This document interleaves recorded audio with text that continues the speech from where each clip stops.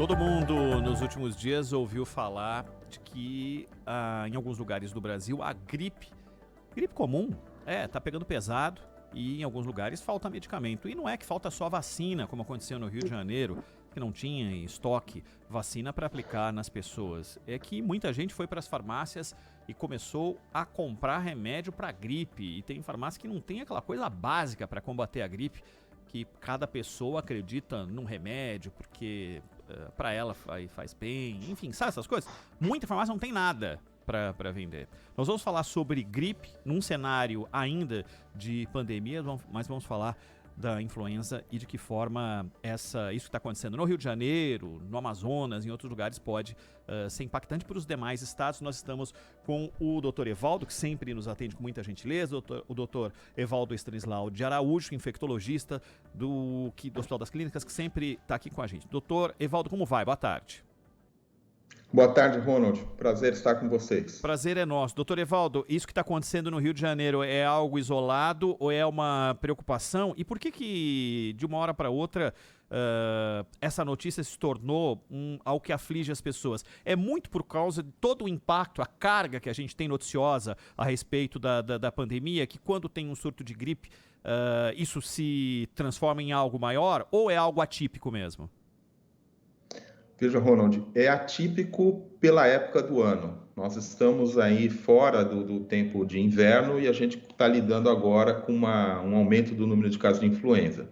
Há cerca de uma semana, 10 dias, eu participei de uma mesa internacional com pessoas da Europa, da América Latina, e a gente discutia exatamente esse tema, outras viroses respiratórias além da Covid-19, né? E o que a gente observou é exatamente isso, que o Brasil vem passando aí, os boletins da Fiocruz já demonstram um crescimento, sobretudo na região sudeste, das infecções respiratórias não Covid, né? E o influenza acometendo especificamente, o influenza A acometendo o Rio de Janeiro, mas já passou também por outros estados. Por que isso acontece? Provavelmente está ligado com alguns fatores, não uma causa só. Uma delas, certamente, é o descuido da vacinação. Por conta da pandemia, muita gente deixou de se vacinar como deveria das outras doenças preveníveis por vacina. E também pela circulação das pessoas que aumentou. Então, com o relaxamento das medidas de controle, as pessoas estão circulando, as crianças estão presencialmente na escola, ou seja, um cenário muito propício para a disseminação desses vírus de via respiratória. Ô, doutor Evaldo, tudo bem? É o Zaidan que está falando, boa tarde. Boa tarde, Zaidan. Prazer falar com você também. O que fazer, né? Porque nós temos aí, geralmente, o período de vacinação para gripe, pelo menos aqui na minha região, é ali final do primeiro trimestre, início do segundo trimestre. E o Rio até reclamou que está faltando vacina lá, mas mesmo assim, ainda que chegassem doses suficientes, o efeito seria daqui a um mês, né, no mês de janeiro e tal. Há alguma medida a ser tomada por Secretaria de Saúde, algo que possa amenizar o problema, ou o Rio vai ter, inevitavelmente, e o Rio e outros estados, né, de lidar com esse surto? Olha, Zaidan, existem várias coisas a serem feitas em várias frentes. Uma frente importante é essa que você destaca, que é a da prevenção. Lembrando que a vacina contra a influenza, exemplo da vacina contra a Covid, ela tem como primeira missão evitar a forma grave e que a pessoa morra da doença. Não necessariamente ela vai evitar que a pessoa se infecte. Então, é sempre importante, quem não tomou vacina, mesmo já estando fora do período do calendário habitual, que faça a vacinação o quanto antes. Você sempre vai, de alguma maneira, se proteger e atenuar o impacto clínico dessa doença. Mas existem outras medidas de proteção que são muito básicas. Então, higiene das mãos, não colocar a mão no rosto, aquilo que a gente vem falando desde o comecinho da Covid-19, isso vale para a influenza também. E o uso da máscara é muito importante. Eu queria enfatizar que a gente tem debatido muito se tira ou mantém máscara, e eu acho que tanto a Ômicron quanto esse surto de influenza que a gente está vivenciando, eles dão uma mensagem clara, né? Não é hora ainda de a gente relaxar tanto assim e, sobretudo, o uso da máscara. Então, eu diria que as medidas de vacinação, de higiene básica e o uso da máscara, elas compõem aí uma tríade que vai nos proteger. Mas tem uma outra frente que me preocupa demais, que é a frente do diagnóstico. Hoje, nós estamos muito habituados ainda com aquele velho diagnóstico que é uma virose.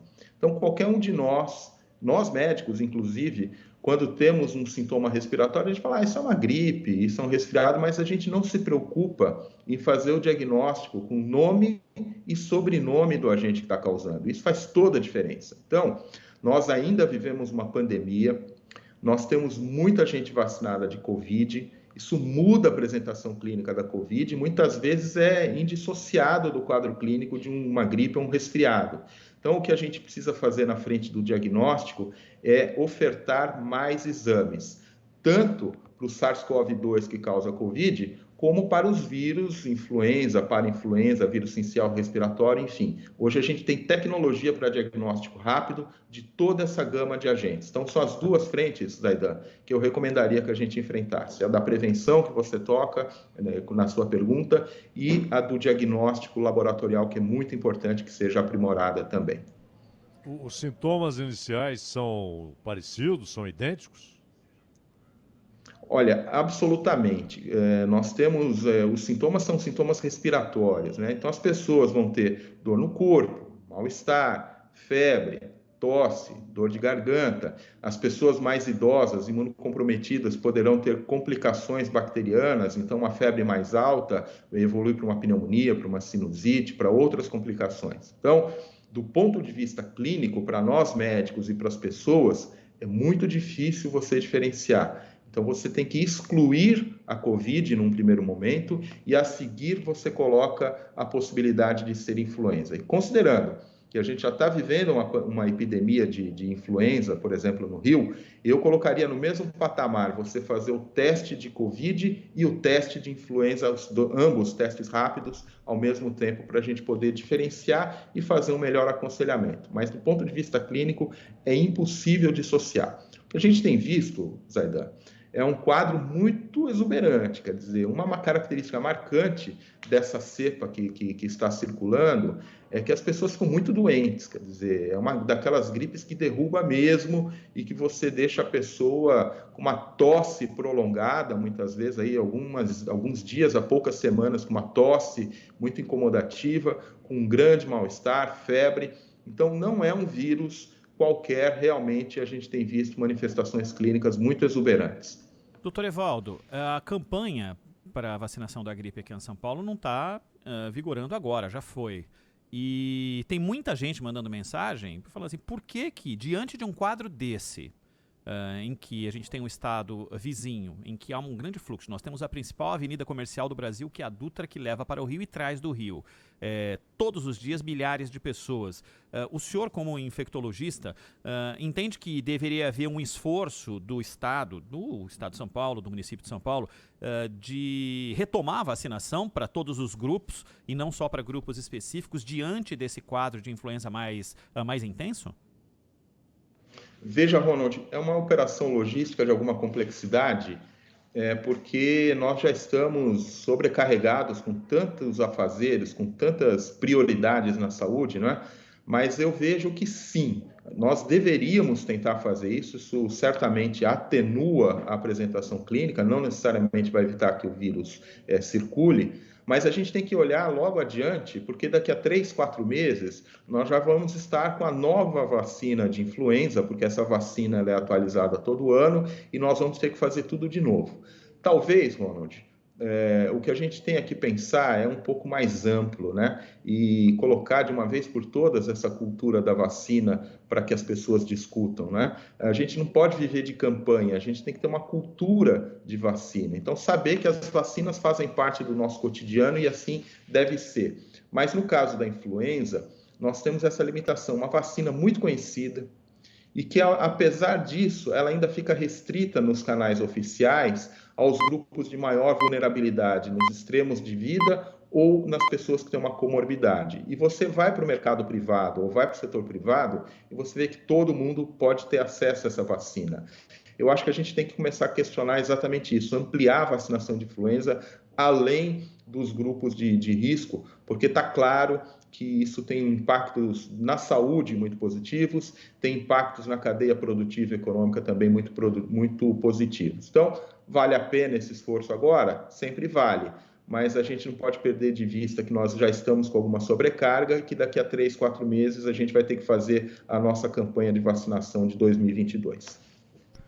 Ô, doutor Evaldo, para finalizar da minha parte, eu queria saber primeiro, a partir de que idade uma criança pode tomar vacina para gripe, se bebê, por exemplo, pode tomar, e segundo, se há alguma relação entre esse surto e o fato de que tivemos aí um ano completamente diferente, 2020 já foi também, em relação à vacinação, comparecimento para vacinação contra a gripe. Se isso pode ter aberto portas aí para o vírus e para esse surto. E qual a idade mínima para vacinação contra a gripe?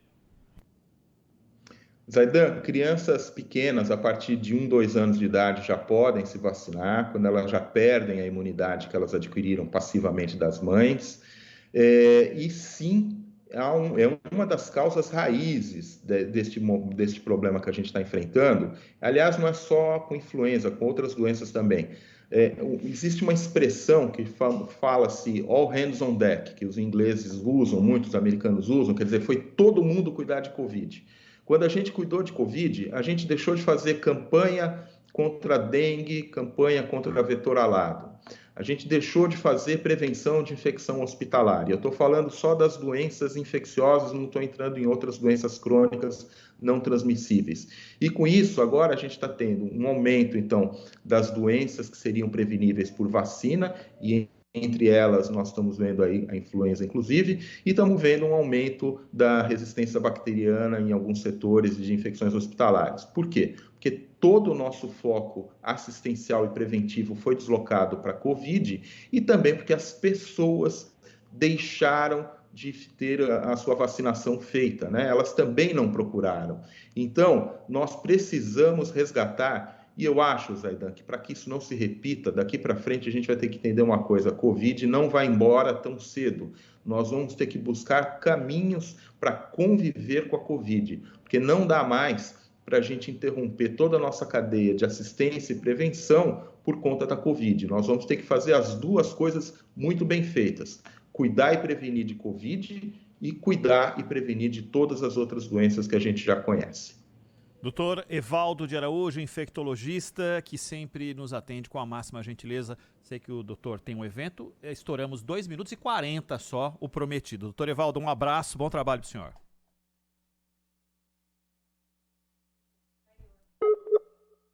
Mas foi bem na hora que travou a conexão do doutor Evaldo. Valeu.